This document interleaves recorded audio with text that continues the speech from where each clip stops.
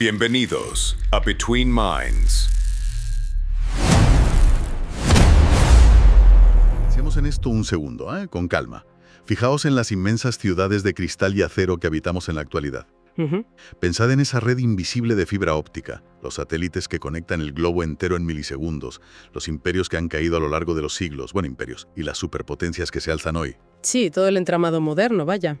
Exacto, todo esto. Absolutamente toda la civilización moderna, tal y como la concebimos desde que inventamos la escritura, es un simple parpadeo geológico. O sea, una anomalía de última hora. Totalmente, un suspiro. Es que el 99% de la historia de nuestra especie, la inmersa y abrumadora mayoría del tiempo que el ser humano ha pasado respirando en este planeta, ocurrió en la inmensidad salvaje del Paleolítico. Y sin embargo, fíjate que actuamos como si el mundo de hoy fuera el único que ha existido siempre. Ya, es una locura.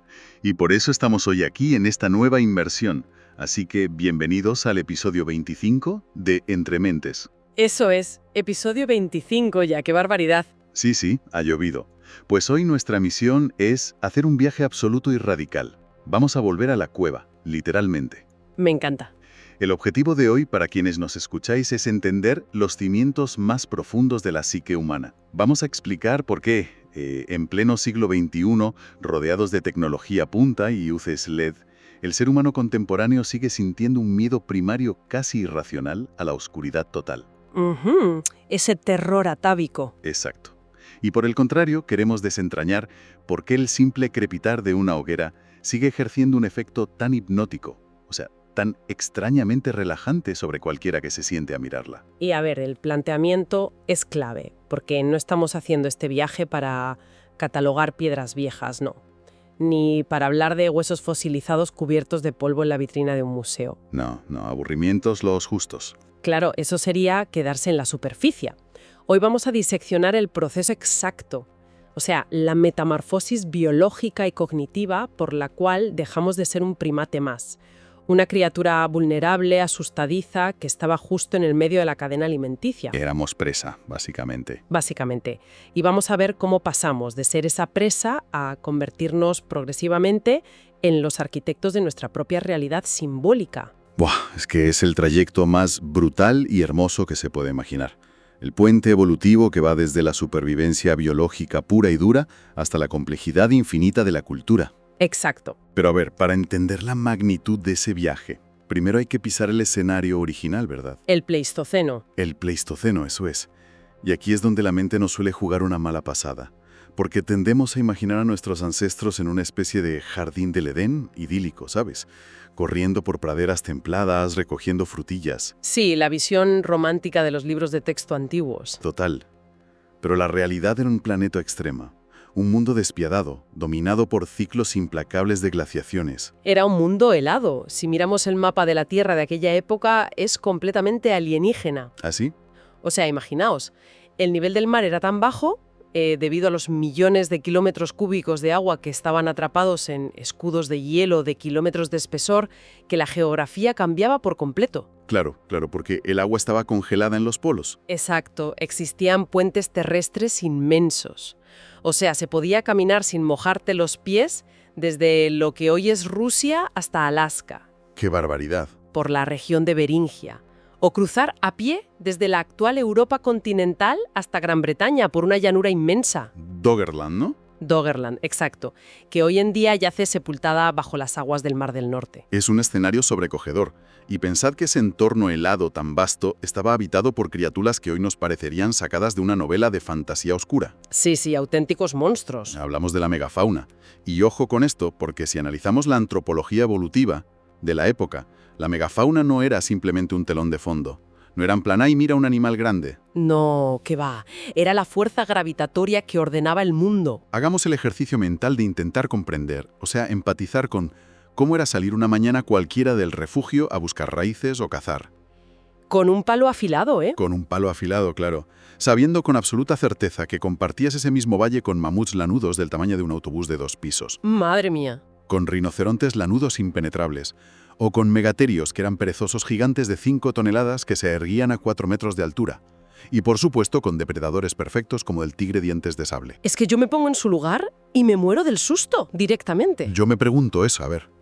¿Cómo gestiona un cerebro primitivo el hecho de vivir rodeado de gigantes que literalmente pueden aplastarte por accidente? Pues mira, la respuesta a eso marca un punto de inflexión en nuestra historia cognitiva.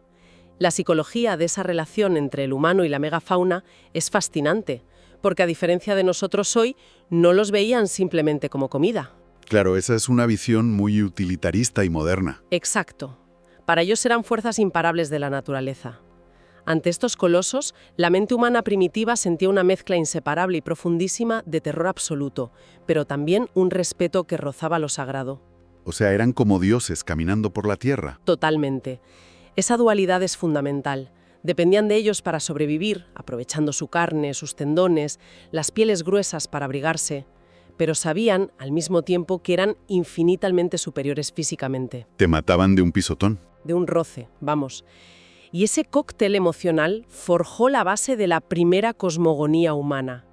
La primera forma de entender el orden del universo y nuestro frágil lugar en él se construyó mirando hacia arriba, hacia esos gigantes. Pero claro, para sobrevivir en ese valle de gigantes, la evolución tuvo que dotarnos de algo más que simple miedo reverencial, ¿no? Y tanto. Y aquí entramos en lo que podríamos llamar la trinidad de la evolución humana. El Homo habilis, el Homo erectus y el control del fuego. El tridente perfecto. Aunque, a ver, el prólogo de toda esta historia empieza un poco antes, con criaturas como el Australopithecus, y un acto que parece una tontería: ponerse de pie. El bipedismo. Eso es. Al levantarse y caminar sobre dos piernas, ocurre un fenómeno mecánico con unas consecuencias neurológicas masivas. Se liberan las manos. ¿Dejan de usarse para andar? Exacto. Dejan de ser herramientas de locomoción. Y de repente, esas manos libres, con unos pulgares oponibles maravillosos, empiezan a tocar el entorno, a manipular cosas, y envían un torrente masivo de nuevos estímulos táctiles y espaciales al cerebro. Y fíjate, ese torrente de estímulos culmina hace aproximadamente 2,5 millones de años con la aparición del Homo habilis. El primer ingeniero, digamos. Nuestro primer ingeniero. Ellos desarrollan la tecnología oldubayense, que, a ver, suena muy técnico, pero básicamente consiste en golpear cantos rodados para obtener lascas afiladas. Piedras rotas que cortan. Sí, pero ojo, no debemos caer en el error de pensar que esto es solo destreza manual o suerte. Modificar la materia de forma intencionada requiere un salto cognitivo sin precedentes en la naturaleza. ¿Cómo así? Piensa en el momento. El momento en el que un homínido coge una piedra, visualiza mentalmente un anulo de fractura. O sea, ya sabe cómo se va a romper antes de darle. Exacto, calcula la fuerza necesaria y la golpea con otra piedra para crear un filo que antes no existía en el universo. Buah. Ese es el momento exacto en que la mente se proyecta en la materia. Es la primera vez que una intención consciente altera la forma del mundo físico. Espera, me quiero detener ahí. Porque eso de proyectar la mente suena muy poético. Pero llevémoslo a lo práctico, a la materia dura. Vale, a ver. Más adelante en el tiempo, en el Paleolítico inferior, aparece la industria hachaulense. Y su herramienta estrella es el bifaz, la famosa hacha de mano con forma de lágrima que todos hemos visto en los museos. ¿El diseño perfecto? Sí, y siempre se dice que es un avance increíble porque es simétrico. Pero, siendo muy pragmáticos, ¿por qué importa tanto la simetría? Ya, te entiendo. O sea, si solo necesitas un filo para cortar la carne de un ciervo muerto, una lasca irregular e imperfecta funciona igual de bien, te corta el chuletón igual. ¿Exactamente igual? Entonces, ¿por qué el cerebro de este ancestro de repente gasta energía, gasta tiempo y concentración en hacer que los dos lados de la piedra sean matemáticamente idénticos? Pues mira, esa es posiblemente una de las preguntas más profundas de la paleoantropología entera. Tienes toda la razón, una piedra irregular corta perfectamente. Claro. Así que la simetría del bifaz no responde únicamente a una necesidad funcional o aerodinámica. La simetría requiere que el artesano sostenga una imagen mental fija de la forma final deseada mucho antes de dar el primer golpe. O sea, lo está imaginando. Una que es por naturaleza caótica. ¡Qué pasada! Y evolutivamente hay teorías muy sólidas que sugieren que crear un bifaz perfecto era un indicador de aptitud cognitiva y genética. Ah, para buscar pareja. Sí, piénsalo como el equivalente a la cola del pavo real, pero en términos de selección sexual e inteligencia. O sea, mira qué piedra más bonita hago, soy un buen partido. Literalmente, un individuo capaz de planificar, de concentrarse y ejecutar una forma geométrica tan compleja Demostraba tener un cerebro sano, pacífico y unos genes muy deseables. Es la primera evidencia física y tangible de un sentido de la estética. Me parece alucinante pensar que el arte y la selección natural empezaron en el filo de un hacha de piedra, fíjate. Es que es poético. Lo es. Pero bueno, la tecnología avanza y el cuerpo también cambia, claro. Aparece el Homo erectus, un homínido con proporciones ya muy similares a las nuestras. El primer gran conquistador nómada que sale de África caminando erguido de verdad. El gran viajero. Sí, pero su mayor aportación no es el viaje en sí, sino lo que domina durante ese viaje. El fuego. El gran salto. Y cuidado, porque la narrativa tradicional siempre se queda en lo básico. En plan, bueno, el fuego daba luz para ver en la cueva y calor, para no morir congelados. Y sí, obviamente eso es verdad, pero el fuego fue en realidad el mayor hack biológico de nuestra historia anatómica. Es que la palabra hack encaja a la perfección aquí, porque controlar el fuego permitió algo vital: cocinar. Y eso lo cambia todo. Todo. El acto de someter la carne y los tubérculos al calor significa, a nivel biológico, externalizar la digestión. O sea, digieres la comida fuera del cuerpo antes de comértela. Exacto. Antes del fuego, nuestros ancestros primitivos tenían estómagos e intestinos enormes, unos tractos digestivos masivos, que consumían muchísima energía metabólica solo para descomponer los tejidos crudos y duros. Claro, como los gorilas, que tienen esas barrigas tan grandes. Exactamente. Pero al cocinar, la comida se ablanda y los nutrientes se vuelven inmensamente más accesibles. Y esto activa lo que los biólogos llaman la hipótesis del tejido costoso. A ver, explícanos eso. Pues el cuerpo humano tiene un presupuesto energético muy limitado, ¿vale? Si de repente tu intestino necesita mucha menos energía para funcionar, y de hecho se reduce de tamaño evolutivamente a lo largo de los milenios, ese excedente calórico masivo queda libre. ¿Y a dónde va a parar esa energía extra? Pues se redirige al órgano más hambriento y caro de mantener de todo el cuerpo. El cerebro. El cerebro. Sin la carne cocinada, la expansión craneal exponencial que nos hizo humanos habría sido biológicamente imposible. No habría energía para sostenerlo. ¡Qué fuerte! O sea, el fuego nos hizo inteligentes de forma literal. Pero es que el impacto del fuego no se queda solo en la biología. Altera el tejido mismo de nuestra realidad social. Fijaos en esto. Imaginad cómo era la noche antes del fuego. Un terror absoluto. Claro, el sol caía y el mundo se convertía en un abismo ciego. Había que trepar a un árbol o esconderse en una cueva en silencio absoluto, apretados, y esperar no ser devorados en la oscuridad. Qué estrés, por favor. Pero con la hoguera se extienden las horas de luz útil. La noche deja de ser el fin del día para convertirse en un espacio seguro. Se crea un círculo iluminado, cálido, en medio del terror glacial. Y es ahí, sentados mirando las llamas, donde nace la verdadera vida social. Es un concepto de propiedad privada, además. Cero. Dependiendo los unos de los otros de forma extrema, la hoguera crea la primera asamblea humana. Es que el círculo de la hoguera es el vientre de la sociedad, fíjate.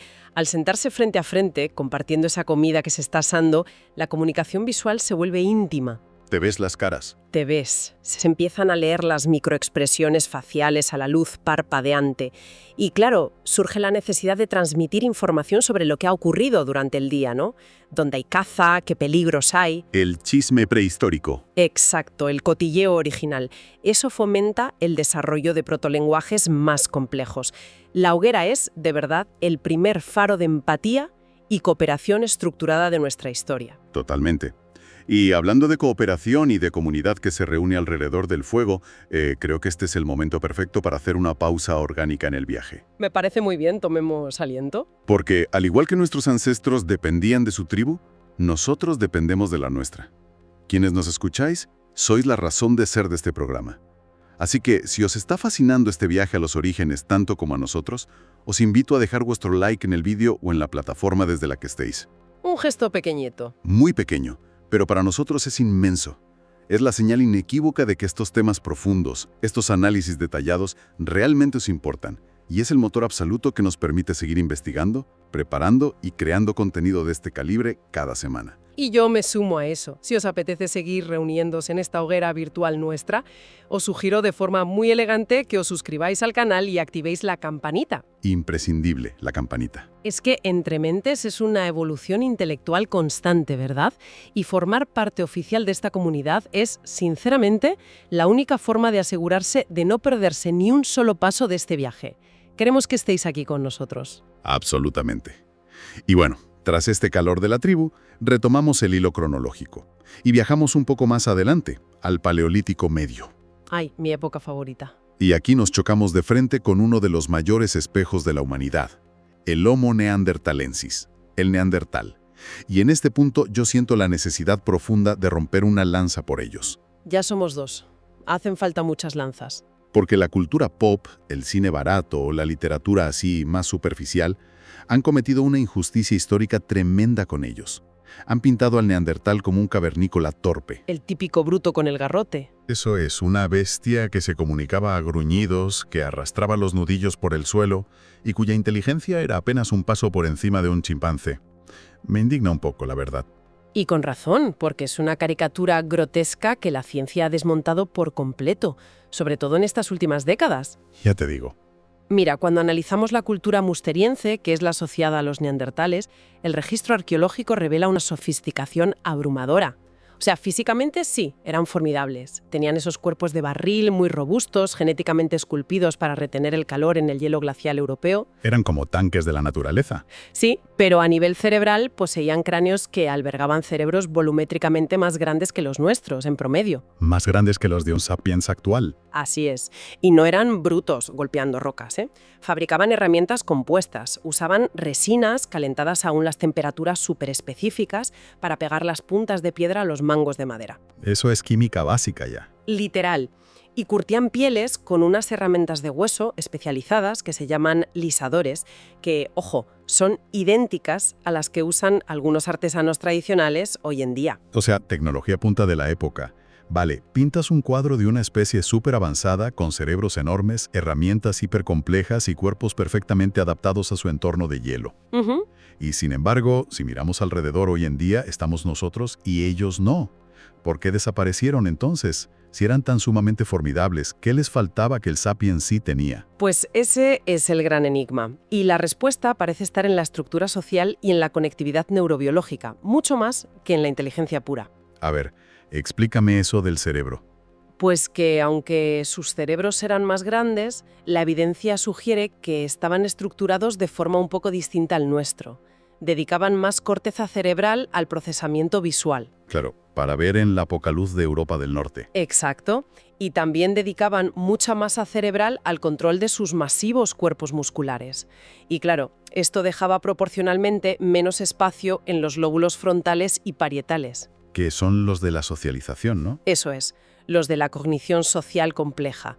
Sus grupos eran muy pequeños. Eran clanes aislados de apenas 20 o 30 individuos y no tenían redes de intercambio a larga distancia. O sea, si las cosas iban mal, estaban solos. Literalmente. Cuando el clima fluctuaba bruscamente o cuando competían por recursos con los sapiens, esa falta de una red de seguridad social amplia y conectada los hacía inmensamente vulnerables a la extinción local. Un invierno malo y el clan entero desaparecía. ¡Qué tragedia! Y aún así, lo que me rompe los esquemas por completo es su capacidad emocional, porque son la primera especie de la que tenemos constancia innegable que enterraba a sus muertos. Sí, los ritos funerarios. Y no hablamos de cubrir un cadáver con piedras para que no atraiga las hienas, ¿eh? En yacimientos como el de Chanidar se ha encontrado polen que indica que depositaron flores de colores sobre el difunto. O sea, flores. ¿Qué nos dice eso del cerebro neandertal? El acto de buscar una flor bonita y depositarla sobre un cuerpo inerte no tiene ninguna función de supervivencia material. Cero. Cero. Y nos dice muchísimo, nos dice que poseían una capacidad de abstracción profunda y una empatía desgarradora. Pura humanidad. Totalmente. Porque depositar una ofrenda floral implica una negación simbólica de la finalidad de la muerte. Indica, como mínimo, la experiencia de un duelo emocional consciente, prolongado y posiblemente la conceptualización de algún tipo de trascendencia o de un más allá. Sabían que la persona se había ido físicamente. Sí, pero el vínculo afectivo permanecía intacto. Eran personas llorando a sus muertos. Y esta empatía se demuestra también en vida, fíjate.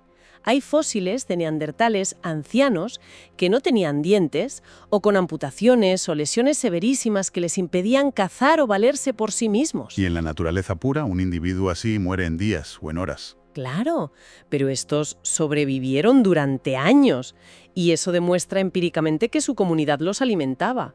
O sea que alguien masticaba la comida por ellos y los cuidaba con mimo. Me pone los pelos de punta de verdad.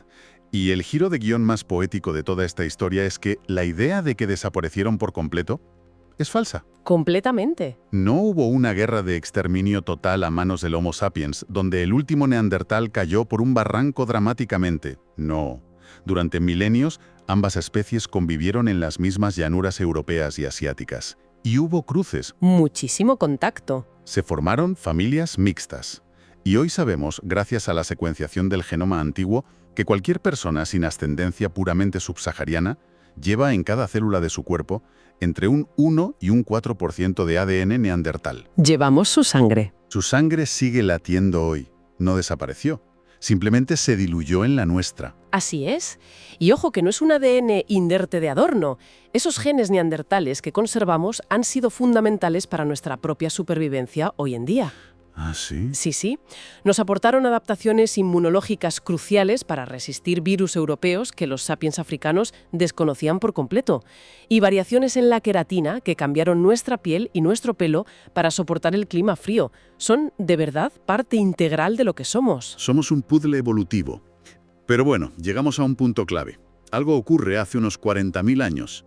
El Homo sapiens da un acelerón evolutivo brutal. Un cambio de paradigma que los antropólogos llaman el gran salto adelante. La revolución sapiens. Exacto. La tecnología lítica ya no es solo de piedra. Se empieza a tallar el hueso, el marfil, el asta, con una precisión nanométrica casi. Y aquí inventamos el propulsor y el arco.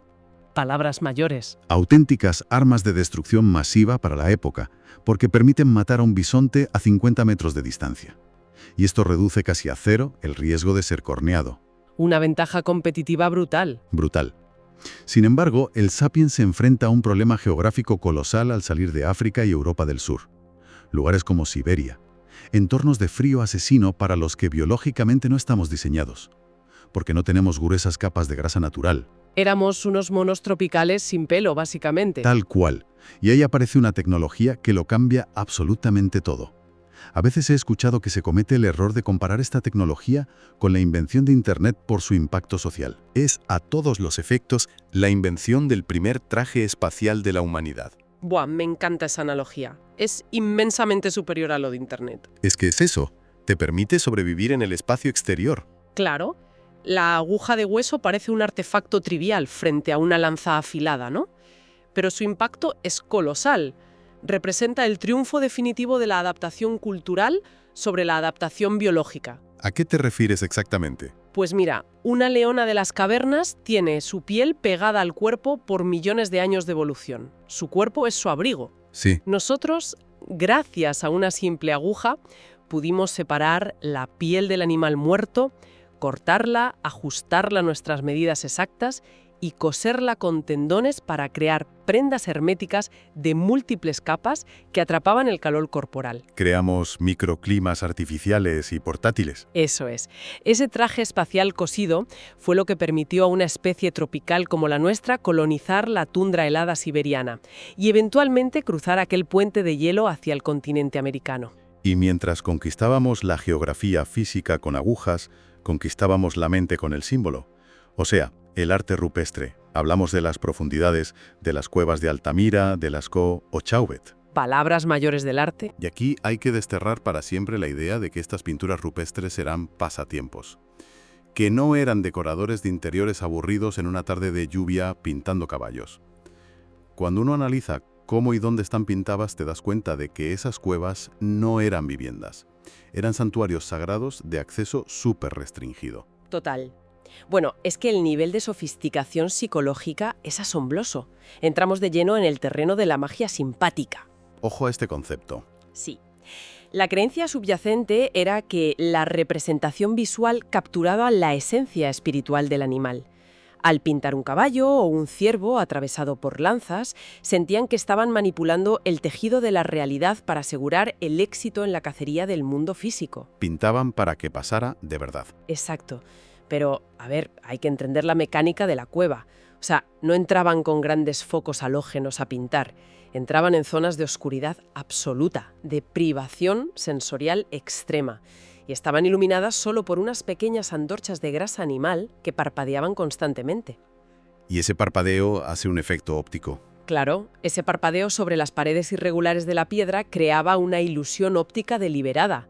Los animales de múltiples patas que hay pintados en cuevas como Chauvet, con esa luz parpadeante, parecían moverse. Estaban creando el cine. Estaban creando la primera forma de animación cinemática. Y todo esto, combinado con el eco acústico profundo que tienen las cavernas, pues sugiere fuertemente prácticas chamánicas y estados alterados de conciencia. Era una inmersión total en el mundo espiritual. Redes sociales sagradas, casi. A esto se le suma también el arte mueble, las famosas Venus paleolíticas, estas estatuillas de piedra o de marfil con atributos reproductivos muy exagerados. Que apuntan claramente al culto universal a la fertilidad y a la figura de la Gran Madre. Sí, el culto a la vida. Y todo esto, todo este arte y esta magia es la prueba física de algo invisible pero invencible. El lenguaje complejo. El Sapiens había cruzado el Rubicón cognitivo definitivamente. El gran poder del Sapiens. Ya no usábamos la voz solo para gritar ¡peligro! ¡Un león! Usábamos la voz para articular conceptos abstractos, para contar mitos sobre espíritus del bosque y dioses de las tormentas alrededor del fuego. Y aquí es donde el lenguaje lo cambia todo. Claro, esa red de ficciones compartidas fue la verdadera red global de la prehistoria, el pegamento social. Es un punto brillante. La ficción compartida es el verdadero motor del dominio mundial del Homo sapiens. O sea, pensemos en cualquier otra especie. Un chimpancé, por ejemplo. ¿Vale? Es un animal altamente inteligente, ¿no? Pero nunca, jamás, podrá convencer a una tropa de 100 chimpancés desconocidos de que crucen un río peligroso, prometiéndoles que el espíritu del gran plátano los recompensará en otra vida. Es imposible. Es imposible. El chimpancé solo coopera basándose en la familiaridad física directa. Yo te rasco la espalda, tú me la rascas a mí hoy. Tienen que conocerse en persona. Exacto, pero el Homo sapiens inventó el mito. Y gracias al mito, miles de individuos que jamás se habían visto la cara podían cooperar con una eficacia aterradora, porque compartían la misma creencia, el mismo tótem, la misma historia. El lenguaje abstracto fue la base de las primeras sociedades de masas. Pero, claro, a pesar de todo este avance alucinante, de pintar bisontes mágicos y de inventar dioses, cuando visualizamos la vida de estos cazadores-recolectores, la cultura moderna nos empuja a verlos desde una posición de lástima. Sí, como pobrecitos. Asumimos que vivían en un estado de miseria prehistórica constante, que se levantaban muertos de hambre, se arrastraban por el barro todo el día luchando a muerte por una raíz y se acostaban enfermos y llenos de piojos. Y resulta que la evidencia antropológica le da un golpe de realidad tremendo a nuestra soberbia moderna, ¿verdad? Desmonta ese mito de forma fulminante, pero totalmente. La antropología moderna suele catalogar a estas sociedades del Paleolítico como la sociedad opulenta original. Opulenta. Esa palabra es fuerte para hablar de cavernícolas. Sí, pero tiene sentido, basándose en un concepto de economía de rendimiento inmediato. Mira, al estudiar poblaciones cazadoras-recolectoras contemporáneas y cruzar todos esos datos con el registro paleolítico arqueológico, se observa que dedicaban, en promedio, entre 3 y 5 horas diarias a asegurar la comida de todo el grupo. O sea, ¿de 3 a 5 horas al día? Nada más. La inmensidad de la naturaleza, que estaba intacta, proveía con abundancia si, evidentemente, sabías leer el entorno. Es que es un dato que duele. Si lo piensas un lunes por la mañana, en medio de un atasco, para ir a la oficina, duele. Trabajaban mucho menos que cualquier oficinista actual. Muchísimo menos. ¿Y qué hacían con el resto del día? Pues disfrutaban de algo que hoy en día es el mayor de los lujos. Tiempo libre. Totalmente. Tenían tiempo para fabricar ese arte tan complejo, para el juego de los niños, que es vital, para el sueño prolongado y para una interacción social constante. Eran nómadas absolutos.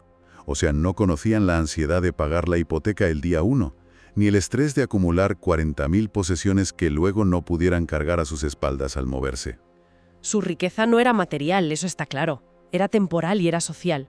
Tenían tiempo y se tenían los unos a los otros. Y ojo, el pilar fundamental de esa altísima calidad de vida era la salud.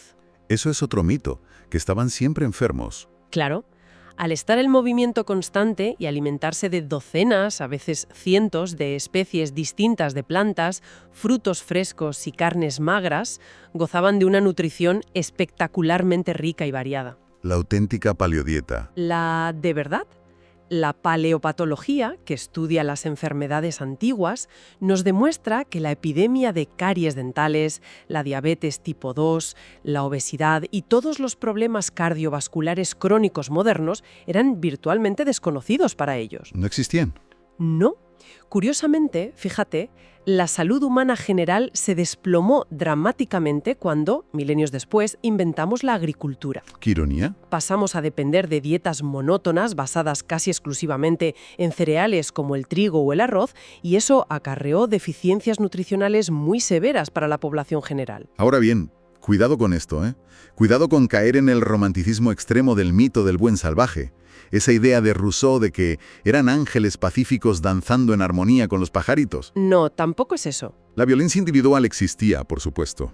Había asesinatos, crímenes pasionales, disputas esporádicas. Somos humanos. Pero hay que trazar una línea muy gruesa aquí. Una cosa es el conflicto interpersonal, dos tipos pegándose, y otra muy distinta es la guerra. La guerra organizada. A gran escala, claro. Entendida como el esfuerzo logístico, sistemático y planificado de un grupo masivo para aniquilar o subyugar a otro, la guerra es ineficiente en el Paleolítico. Total y absolutamente ineficiente, sí. Piensa que era un mundo con una densidad de población ínfima y unos territorios de caza prácticamente ilimitados. La guerra carecía de sentido biológico. ¿No compensaba el riesgo? Para nada.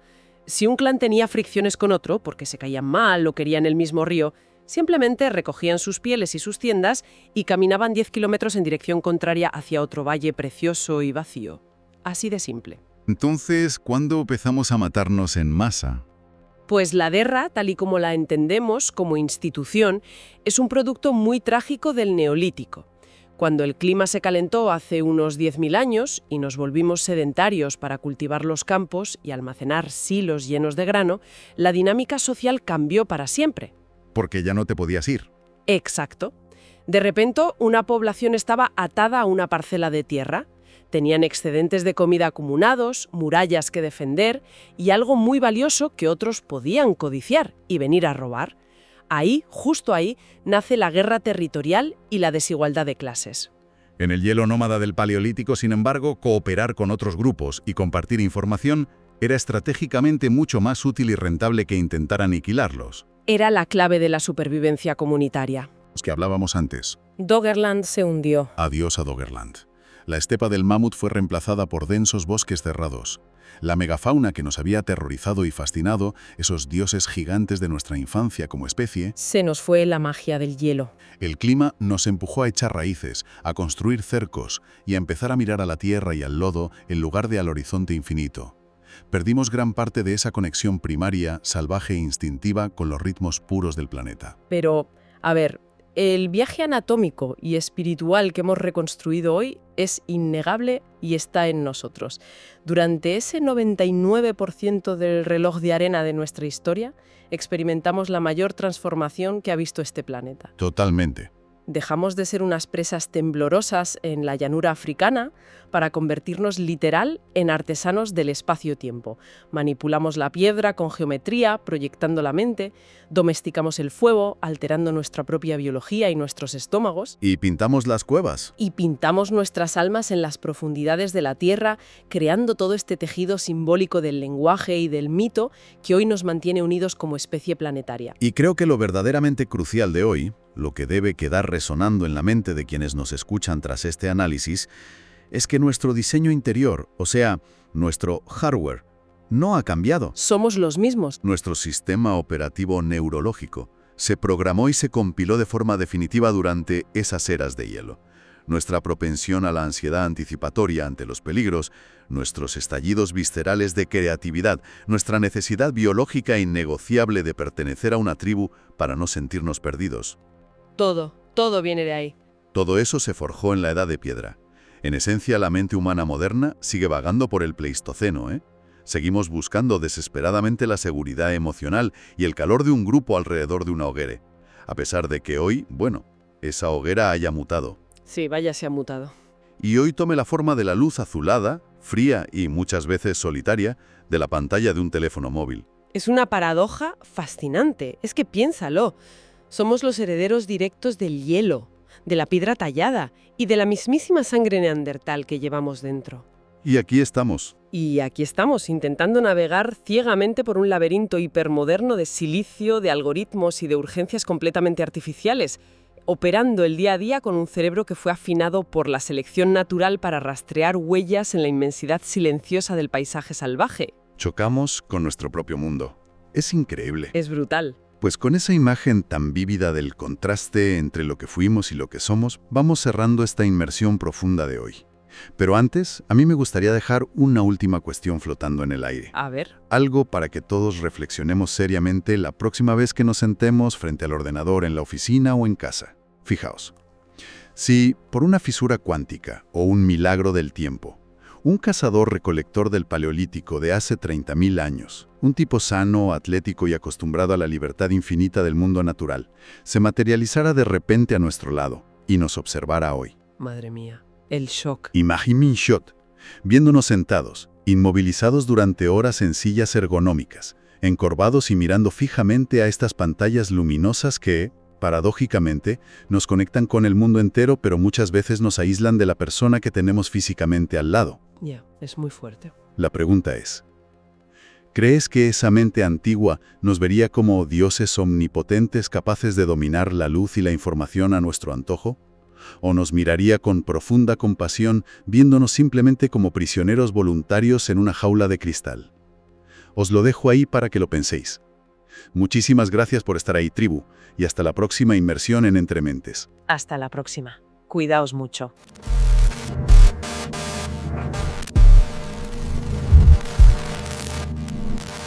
Queremos saber tu opinión al respecto. Déjanos tus comentarios y comparte tus ideas. Un saludo y hasta pronto.